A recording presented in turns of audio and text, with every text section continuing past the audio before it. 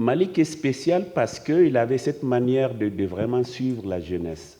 On est à Bamako, on fait une fête, on invite Malik. Et Malik arrive.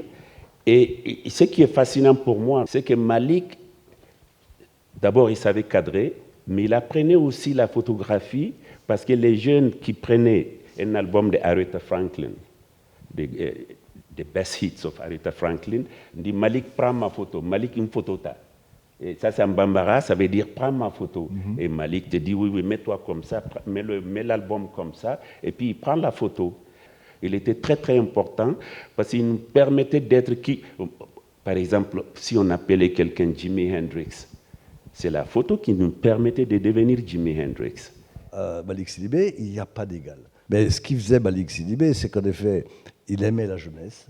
Vous savez, comme il me l'a toujours dit, il m'a dit, moi j'ai tellement aimé les jeunes que j'ai voulu leur donner la plus belle image.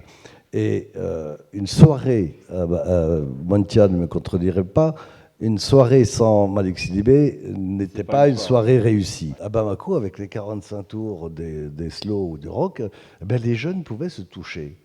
Parce que les jeunes ne se touchaient pas. Les filles sortaient d'ailleurs contre l'avis du père, avec l'aval de la maman. Elles sortaient en boubou, mais elles cachaient les mini-jupes dessous. Puis dès qu'elles étaient sorties, hop, elles mettaient une mini-jupe, elles balançaient le boubou, elles allaient dans les soirées.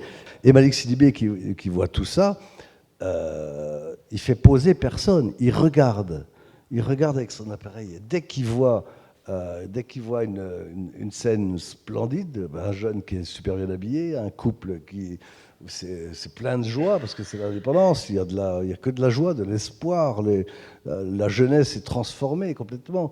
Et Malik est le témoin de ça, mais il a un tel amour qu'on voit tout cet amour dans ses photographies et c'est ce qui fait qu'il est plus grand que tous. Malik est certainement un des artistes que j'ai rencontré dans ma vie le plus sympathique, le plus drôle, le plus gentil, le plus extraordinaire que j'ai pu rencontrer. Et vraiment, ça m'émeut. Lorsqu'il a eu le Lion d'Or à Biennale de Venise, je me souviens, je suis monté sur scène, il m'a pris dans ses bras, on avait les larmes.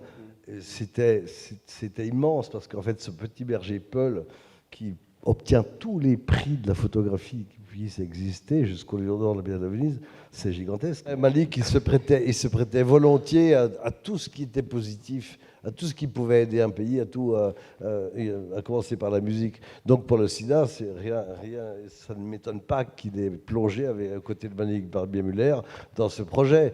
Tout le réjouissait dès lors que c'était positif, que c'était au profit de la vie et de l'espoir.